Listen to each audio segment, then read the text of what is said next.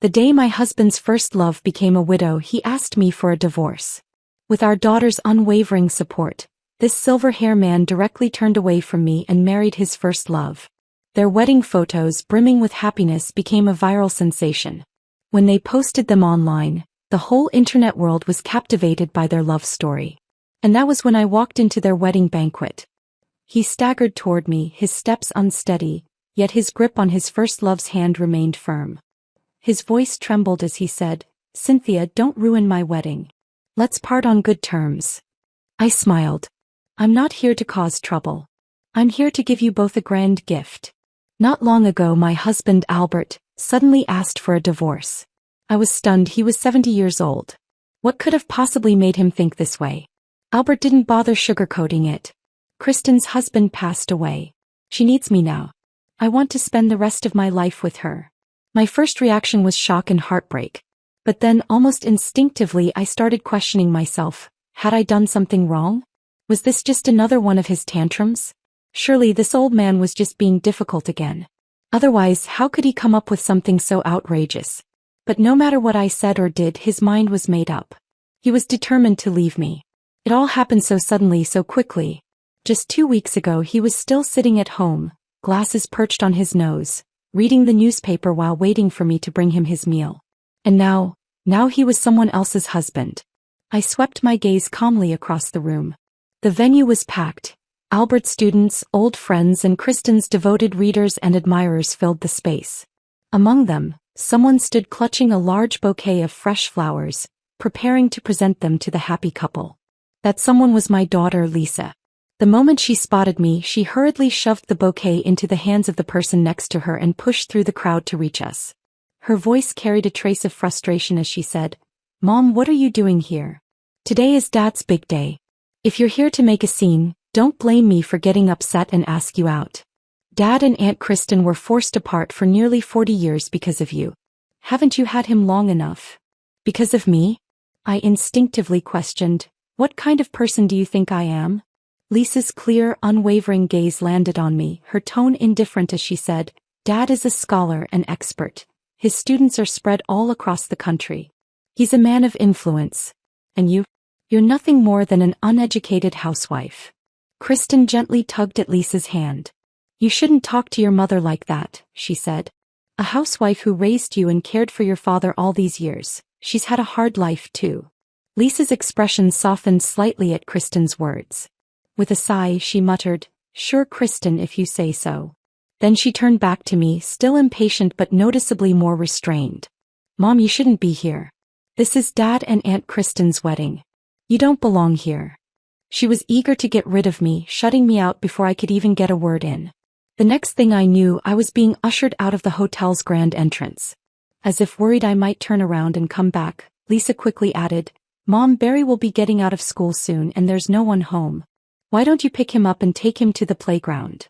The mention of my grandson, sweet little Barry, made me pause. I took a deep breath, forcing down the simmering rage inside me. For now, I would let it go. I turned around, exhaling deeply, and decided to go pick up Barry. Just then, a group of young people came rushing toward the hotel. In their haste, they accidentally knocked me over. One of them quickly helped me up, apologizing breathlessly. "Sorry, ma'am, we're in a hurry for the wedding." From a few steps ahead, his companion called out impatiently, waving excitedly. "Hurry up. Professor Albert and Ms. Kristen's wedding has already started. Stop wasting time talking to that lady. We're already late." I watched as they disappeared inside, their energy buzzing with excitement. The dazzling glow of the crystal chandeliers inside the wedding hall made my head spin. On the massive projection screen, their wedding photo shone brilliantly, the hashtag love knows no fear emblazoned beneath it. It felt like a slap to the face. I let out a bitter chuckle. In everyone's eyes, I was never a match for Albert. I was never good enough. But once upon a time, I was the one who should have had the chance to go to school. My father had taken every last penny of our savings and paid for the tuition of his best friend's orphan son, Albert. And to make that happen, I was forced to drop out. That night, I overheard my mother crying, trying to suppress her sobs as she told my father, "You should have let Cynthia go to college. If you don't, she'll end up just like me." My father only responded by silently puffing on his cigarette. But I hadn't been angry. Not even then. Instead, I had been happy for Albert.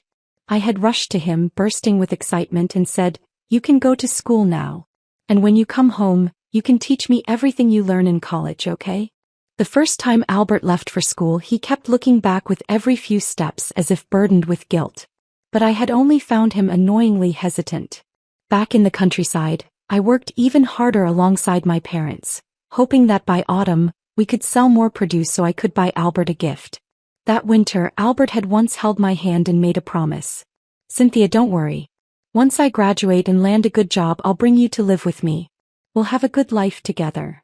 But now he looked down on me for my lack of education, saying we had nothing in common. More than once he had told me, "Cynthia, why don't you read a book when you have time? Learn something. Otherwise, I'll be embarrassed to admit to my students that my wife is really lack of education and not knowing well." Every time he said that, I couldn't help but think, at my age with a household full of responsibilities, where was I supposed to find the time to sit and read? And whenever I refused, he would grow impatient, toss his newspaper aside and walk out the door, muttering Kristen's name as he went. "I'm going over to Kristen's for tea. Maybe I'll play a round of chess with Frank while I'm there." Now I finally understood. It was never about playing chess with Kristen's husband, Frank.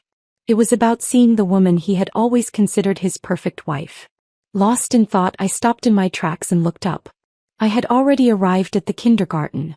The playground was empty, all the other children had been picked up. Through the classroom window I saw Barry still inside. His teacher let out a relieved sigh upon seeing me. I couldn't get in touch with Barry's mom. "I'm so glad you came. Barry, your grandma's here to pick you up." I quickly took Barry's small hand, thanked the teacher, and led him outside toward the bus stop. Barry tilted his head up at me, his voice sweet and expectant.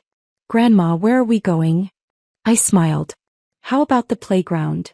His little mouth immediately formed a pout. "I don't want to go. I want to go to Grandpa's wedding." I was stunned. Even Barry knew about their wedding? How exactly had they explained it to a child? Did they tell him that his 70-year-old grandfather still couldn't let go of his first love, so he had decided to turn back and reunite with her after all these years? My mind was a tangled mess, but Barry tugged at my hand, swinging it back and forth. "Grandma, please take me. Pretty please." His bright eyes were filled with anticipation. "I heard my new grandma is Kristen. A lot of my classmates really like her. Now I can tell everyone that my grandma is a famous writer. Maybe then they'll stop making fun of me." I crouched down, taking his little backpack from his shoulders, and gave him a gentle smile. At that moment I made up my mind. "All right," I said. "Let's go to your grandpa's wedding."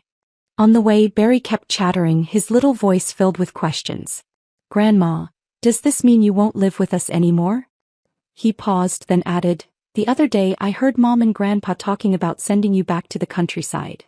A sharp pain tightened in my chest, but I still forced a smile. "Do you want Grandma to go back to the countryside?" Barry's small face scrunched up in hesitation. After a moment of deep thought, he said, "If you leave, I won't get to eat your chocolate cake anymore. But, if people find out my new grandma is Kristen, they'll be so jealous of me." He kept mumbling to himself, weighing the pros and cons of his little dilemma, completely absorbed in his own thoughts. I couldn't help but chuckle, both amused and exasperated. At least Barry was honest about his feelings. Unlike his mother and grandfather, who hid behind their masks of righteousness. One was chasing after his so-called true love, while the other wanted a stepmother to boost her social standing. And yet they both placed the blame squarely on me. "This is all your fault. If you had just educated yourself more, we wouldn't have ended up like this." Albert's words before he walked out of our home for the last time still echoed in my mind. Lisa wholeheartedly agreed with him. "Mom, don't take it too hard. Dad and Aunt Kristen are a perfect match. And let's be honest, you're just a housewife. You've had so many good years with Dad. Shouldn't you be grateful?" Now even a child understood that they wanted me gone. Instead I screamed, "Dad, if you knew that the son you sacrificed so much for turned out to be an ungrateful man, would you regret it?" I still remembered the day Albert proposed to me after graduating from college. I had been hesitant, nervous. "You're brilliant, with a bright future ahead of you. How could I possibly be good enough for you? Don't marry me just because you feel indebted to my father. Neither he nor I would ever want to force you into that." But Albert had looked at me with complete sincerity. This isn't about repaying any favor. I just feel like we're a perfect fit. We'll be happy together. It had been such a simple, earnest confession. And I had believed him. I had believed every word. Back then, I thought love was about companionship, about building a life together, about trust. I never imagined that decades later, I'd be discarded like an old, outdated book, one he was embarrassed to be seen with. Now he stood beside Kristen, hand in hand, basking in the admiration of the crowd. The same man who once promised to build a future with me had rewritten our story, erasing me from its pages as if I had never mattered. I still remembered the night before my wedding. My father sat outside my door until dawn. The next morning when I opened it, I found a pile of cigarette butts at his feet. He looked up at me, his voice steady yet heavy. "Don't worry, Cynthia. If Albert ever mistreats you, I'll stand up for you." But my father died 5 years later before he ever had the chance to keep that promise. With no one left to protect me, Albert never had to hold back. And Albert, he was the closest person to me in this world. By the time I arrived at the hotel, the banquet was still in full swing. Albert and Kristen, glowing as newlyweds, stood at the center of the room, receiving blessings from their guests. Barry, the moment he spotted Albert, ran toward him with uncontainable excitement. "Grandpa, you look so handsome today." His childish voice rang through the hall, drawing a wave of laughter from the guests. Even Barry knew this was a joyful occasion.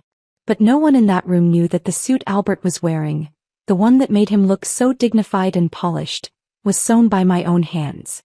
No one knew that inside the cuff, there was a single stray thread of blue stitching, stitched by me.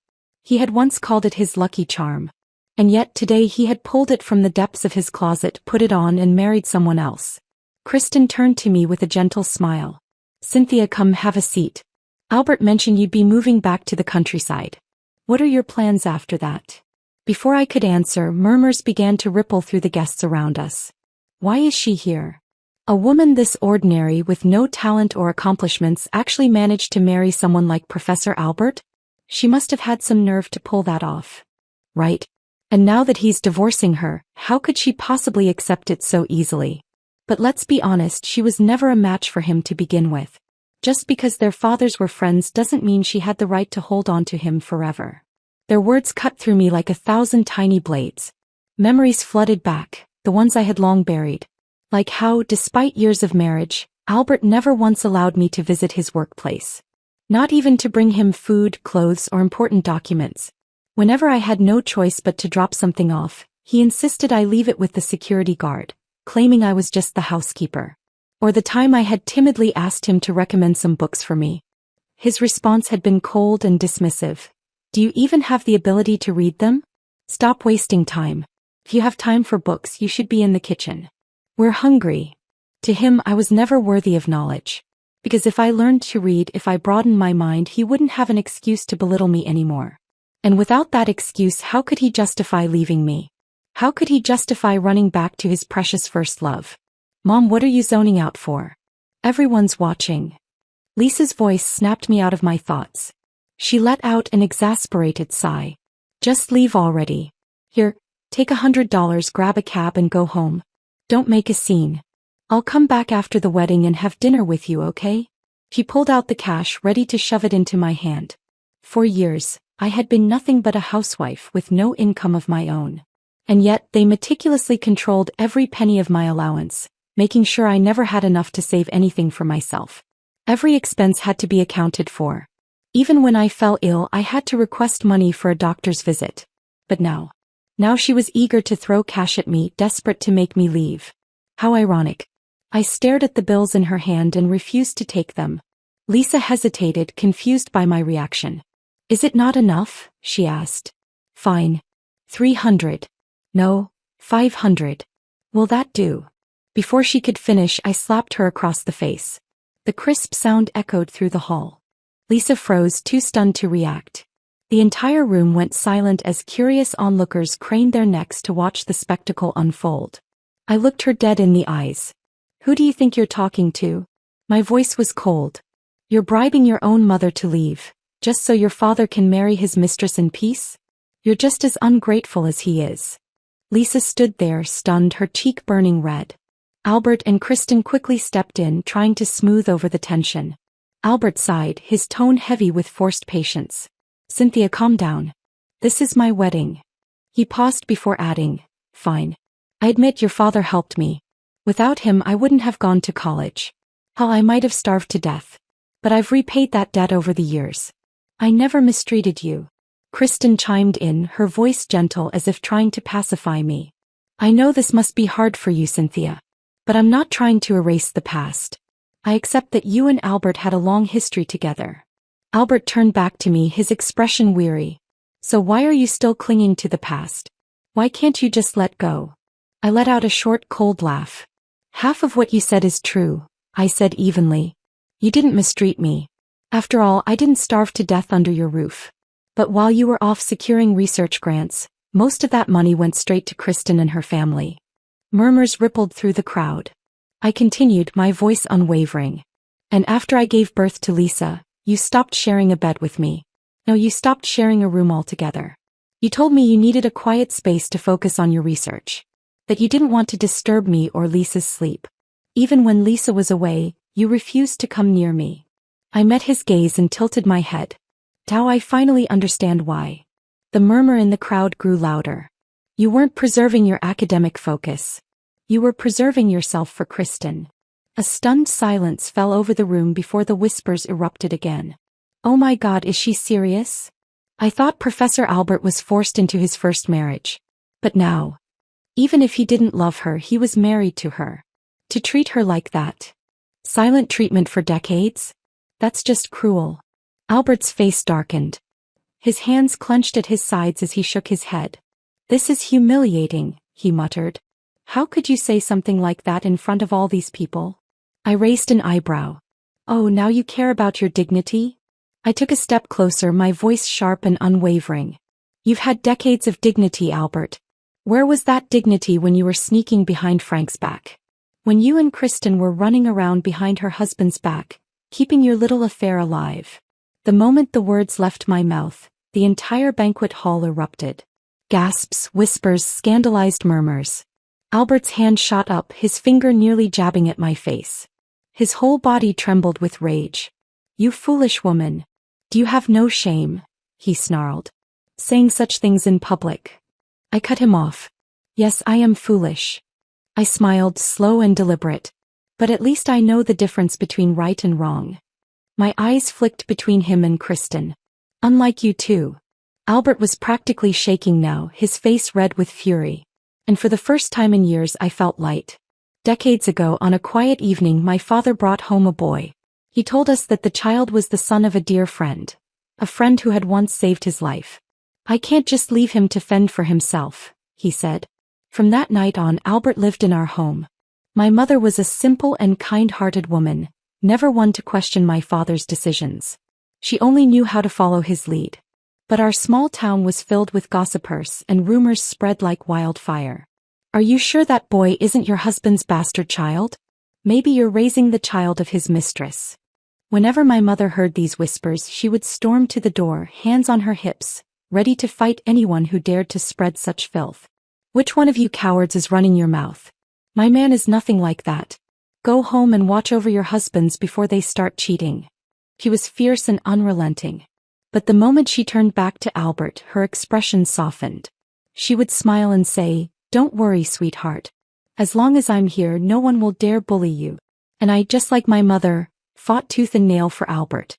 Anyone who so much as mentioned his name in a bad light would find themselves at the mercy of my fists. Even the biggest boys in town knew not to cross me. Say one more word about Albert and I'll smash your skull in with a rock. Back then, I never imagined that one day things would end like this.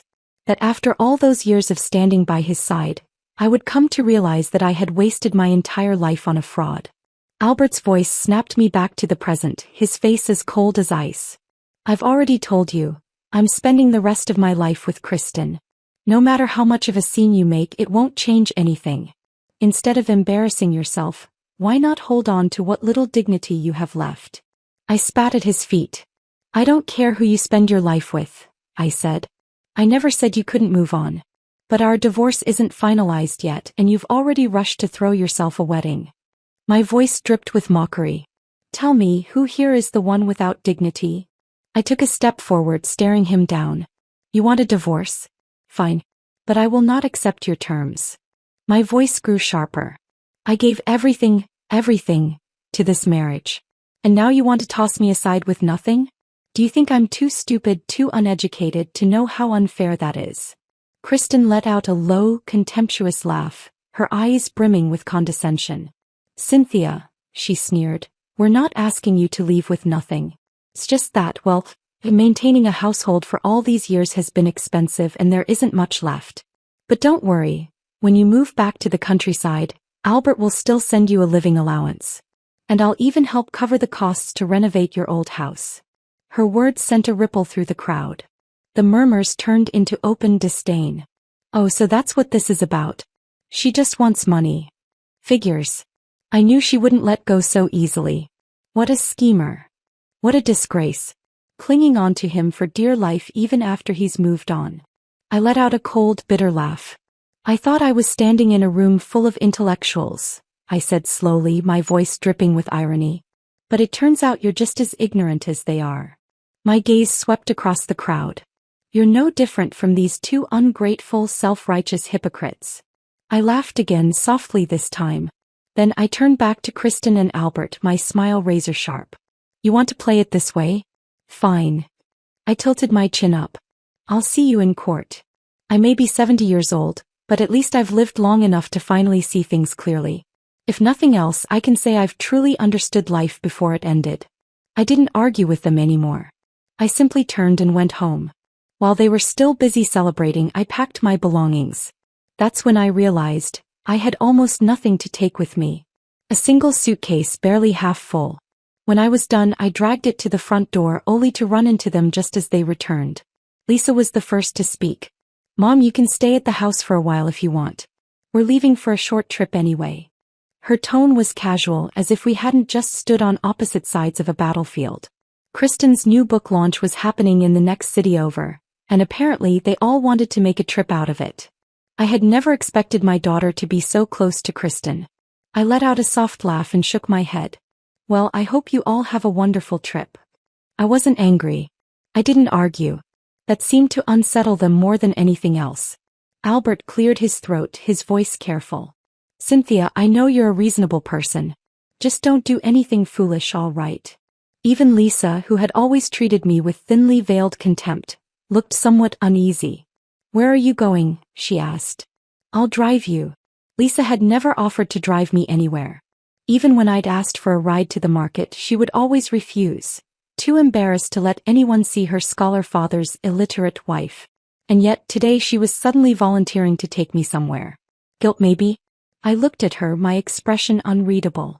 That won't be necessary, I said evenly. You should stay here and bond with your new mother. After all, you'll need her influence if you want to keep climbing that social ladder. My words carried the sharp edge of sarcasm. Lisa's lips parted slightly as if she wanted to say something, but I didn't wait to hear it. I turned away without a second glance and walked out of that house. That night I saw Lisa's latest post online, a family portrait. In the photo, Lisa leaned in close to Kristen, their faces pressed together like mother and daughter. If Kristen had ever had a biological daughter, she wouldn't have looked any different. But Kristen couldn't have children. She had fallen gravely ill when she was younger, and the illness had left her infertile. Frank, however, had adored her, cherishing her even more after her sickness. He had loved her fiercely, devotedly, never wavering. And yet, even as I thought of Frank's unwavering love, all I could feel was pity for him. Because if Kristen had never given Albert any hope, he wouldn't have proposed to her the moment Frank was gone. The truth was obvious. Those two had been involved long before Frank ever passed. I contacted a lawyer to draft a new divorce agreement. After listening to my story, he was furious. Ma'am, in your situation, we must expose him as the at-fault party in this marriage. Otherwise, if he argues in court that he supported you all these years, it could put you at a disadvantage when it comes to dividing assets. With his guidance, I recorded a short video and uploaded it to social media. In the video I laid everything out, the decades I had spent with Albert, the sacrifices I had made, and how I was being discarded like an old, useless object. I don't want him back. I just want what I'm owed. That last line was something my lawyer insisted I add. At first I was worried. After all, at the wedding, plenty of guests had already called me shameless for daring to show up. Surely the internet would tear me apart even worse. But to my surprise, the reaction was nothing like I expected. Wait, isn't this the woman from that high-profile wedding? The OG wife. Grandma, you did the right thing. You have to fight for your rights. You sacrificed everything for him and now he wants to toss you aside with nothing? Hell no. The comments poured in and with them the tides shifted. It's not even about money. She gave up her education for him, dedicated her entire life to being a housewife, and now he wants to send her to the countryside with nothing? That's just evil. As the video gained traction, my phone rang. Albert. I answered, already knowing what he was going to say. Cynthia. His voice was tense, his tone rushed. You want money? Fine. I'll give it to you. Just stop encouraging people to attack Kristen. Do you even know? She's been crying so much her eyes are swollen. In the background I heard Barry's small voice, choked with sobs. Grandma's bad. Grandma only wants money. Grandma is bad. If this had been before, those words would have broken me. But now I just smiled. Calmly I said into the phone, I've had my lawyer draft a new divorce agreement. Sign it and once we're officially divorced I won't bring this up again. Albert was silent for a long moment. Then finally he exhaled. Fine. And with that he hung up. Just when I thought this ordeal was finally coming to an end, Lisa made a post on social media. My mother has been a housewife all her life, but she has a domineering personality. My father and I lived under immense pressure because of her. In her video she kept hinting that my father cheated. But let me ask, how could he have possibly cheated? He's 70 years old. He spent his entire life trapped in a hopeless marriage. Only when he felt that his days were numbered did he finally work up the courage to ask for a divorce. And just then Aunt Kristen became a widow. Two lovers from their youth, finally reunited in their twilight years. What's so wrong about that? Her words stirred up a whole new wave of discussion. This time it wasn't just about me. Men who felt powerless in their marriages flocked to Albert's defense. I get where Albert's coming from. A wife that's too domineering? That's suffocating. After working all day, all a man wants is peace at home. If your wife is too strong-willed, life becomes unbearable. Kristen seems so gentle.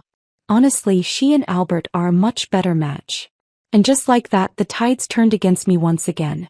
They branded me an overbearing old woman making a fuss over nothing. Not a single one of them cared about the truth.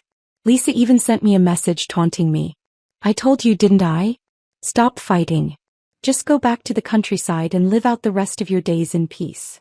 With Lisa publicly defending Albert, he saw his chance to backpedal. The man who had once been so eager to settle things was now avoiding me. My lawyer couldn't reach him. Calls went unanswered. Fury burned in my lawyer's voice. Ma'am, your daughter, she's something else. Does she not realize what you've been through? You gave your whole life to this family and this is how they repay you? Don't worry. I will win this case for you. Meanwhile, as public opinion turned in their favor, Kristen made a grand show of her victory. At a book signing she made a veiled remark, one clearly aimed at me. A woman, no matter her age, is always a rose meant to be cherished.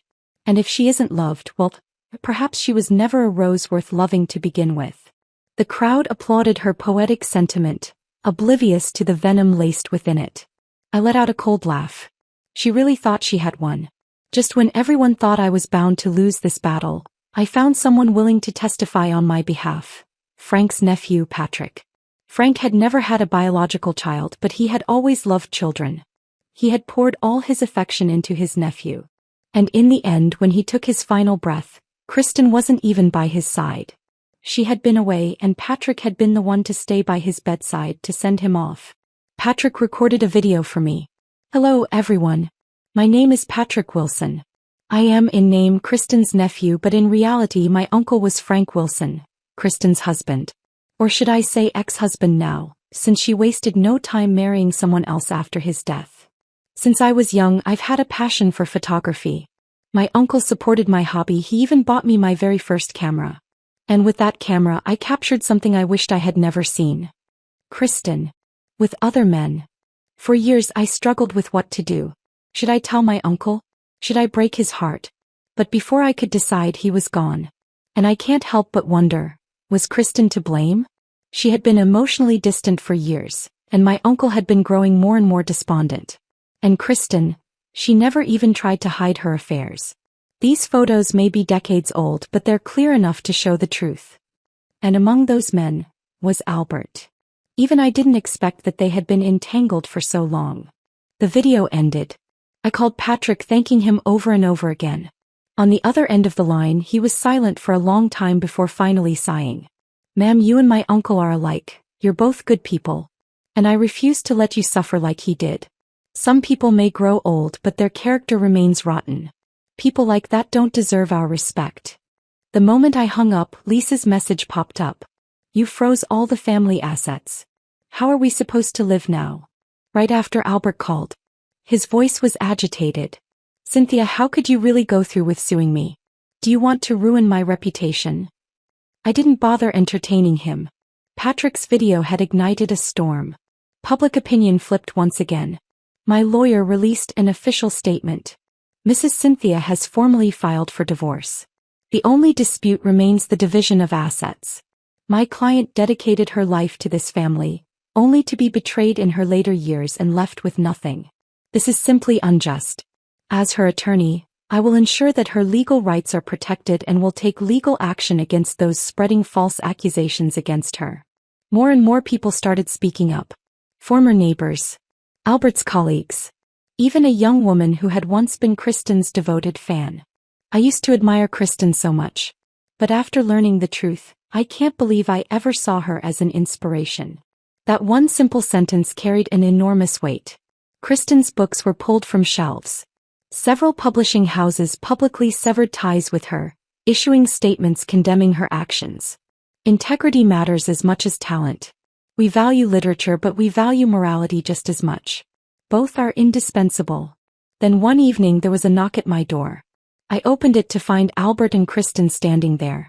Kristen's knees buckled the moment she saw me, and she nearly threw herself to the ground. "Cynthia, please, I can't take this anymore. I'm begging you. Let us go, let this go." Albert stood beside her, his face flushed red with humiliation. For a long time he said nothing. Then in a low voice he finally muttered, "If you leave Kristen alone, I'll come back. We can go back to the way things were." I stared at him for a moment before letting out a short laugh. "You really think too highly of yourself, don't you?" His eyes flickered. "You actually believe I'm doing all this just to get you back?" I smirked. "Albert, the day you asked for a divorce was the day I stopped considering you my husband. I'm not trying to win you back. I'm simply taking back what I deserve, for myself and for my parents who gave up so much for you." Albert's face darkened further. Kristen was still kneeling, quietly sobbing. I lifted my foot and lightly nudged her. Caught off guard, she stumbled to the side, looking up at me in shock. After all, despite the way they had slandered me, claiming I was aggressive and domineering, I had never once laid a hand on any of them. I had endured everything they threw at me without ever retaliating. But now I was done enduring. I looked down at Kristen and smiled. "Enough with the act. We both know you don't mean a single word of that apology." Her breath hitched. He knew it too. At this point, staying with Albert was her only option. Without him she had nothing, not even someone to care for her in old age. And Albert? I knew him too well. He was already planning his next move. Sure enough, he cleared his throat and tried again, his voice softer this time. "Cynthia, I really do regret everything. Let's just put this behind us, okay?" At that moment, Lisa's name popped up on my phone. "Mom, Dad and Kristen went to see you. Are you guys talking? Dad says they're there to apologize to you." I typed back. "Yes, your parents are here. Your mom is crying." Lisa responded almost immediately. "What? My mom isn't you? You're not crying." I stared at the message for a second before chuckling coldly. They really were shameless. Without hesitation, I blocked Lisa's number. This mother-daughter relationship had come to its end. Half an hour after Albert and Kristen left, my lawyer called. "Albert has agreed to sign the divorce papers," he informed me. I wasn't surprised. Albert had spent his whole life obsessed with his reputation. There was no way he would drag himself to court over a divorce in his 70s, especially not against a woman who had once been his benefactor's daughter. He couldn't afford that kind of humiliation. The settlement was simple. The house would remain his, and aside from the cash in our accounts, he would compensate me with an additional $300,000. It wasn't a fortune, but I knew it was all he could give. With that money, I bought a piece of land in the countryside and built a farmhouse restaurant. I grew my own vegetables, raised chickens and ducks, and slowly word spread about my little retreat. People loved the quiet atmosphere, the clean, pesticide-free produce, the fresh eggs. Over time, my small business gained a reputation and more visitors came. On Thanksgiving Day, I was going over the accounts in the farmhouse when someone recognized me. A young woman approached hesitantly. "Excuse me, ma'am," she whispered as if sharing a secret. "Are you that brave divorced grandma?" There was a glimmer of curiosity and admiration in her eyes. It took me a moment to register what she meant, but when I did, I smiled and nodded. She lit up. She was one of Albert's former students, and a former fan of Kristen's books. She admitted that after the scandal broke, she had felt utterly disillusioned, unsure of which so-called intellectuals could still be trusted. "But when I heard about your story," she continued, "I felt inspired. You proved that even at 70 you can start a new life. We all think you're incredibly brave." Through her, I learned about what had become of Albert and Kristen. The fallout had been immense. The scandal hadn't just faded, it had left a permanent stain. Albert, who had been working at his old university under a special contract after retirement, was terminated without ceremony. The school quietly removed his portrait from their walls, erasing his legacy. Kristen's books were all pulled from shelves. Lisa had planned to use Kristen's reputation to climb the social ladder, secure a better job and elevate her status. But now, that dream had crumbled before her eyes. Without Kristen's influence, she had nothing left to leverage. And in the end, her resentment toward Kristen grew even harsher than the disdain she once held for me. As the months passed, Lisa's life began to unravel. The social circle she had tried so hard to climb into, using Kristen's name as a ladder, soon saw through her intentions. Her ambition, once masked as admiration for Kristen, turned into bitterness and disdain as her own plans crumbled. Lisa's once hopeful career path now seemed blocked. The scandal surrounding her family only made her more of an outcast. Attempts to land a new job were met with cold rejections. And with her strained relationship with both Kristen and Albert, her status continued to dwindle. The higher she aimed, the further she fell. One evening, Lisa called me, her voice tense, the words barely more than a whisper. "Mom, I messed up. I've lost everything." I didn't answer right away. There was no satisfaction in hearing her confess, only a quiet recognition that she had finally faced the consequences of her choices. "I told you," I replied softly, "you can't climb on the backs of others to get ahead. What you wanted was to take from others, but in the end, it's only left you with nothing." She didn't respond, the silence on the other end thick with regret. I knew there was nothing more I could say to her. She had to face the consequences of her own actions now. As for me, life had begun to feel more like I had imagined in my youth. The quiet, peaceful days in my countryside retreat were a far cry from the suffocating years I had spent chasing approval and acceptance from people who never truly valued me. I had built a life that was mine, free from manipulation, from betrayal, from the weight of unspoken expectations. I spent my days growing the farm, experimenting with new recipes for the restaurant, and occasionally meeting other women who, like me, had reinvented themselves later in life. The satisfaction of seeing my hard work flourish was more fulfilling than any status or recognition I'd ever sought. I realized that happiness wasn't about proving others wrong or seeking revenge. It was about creating a space where I could truly be myself. Looking back, I had paid a steep price for the lessons I'd learned. But I'd never felt more at peace with who I was and the life I'd built. As I stood on the porch one evening watching the sun dip behind the hills, I knew that this was the start of something better. Something all my own. And that was enough.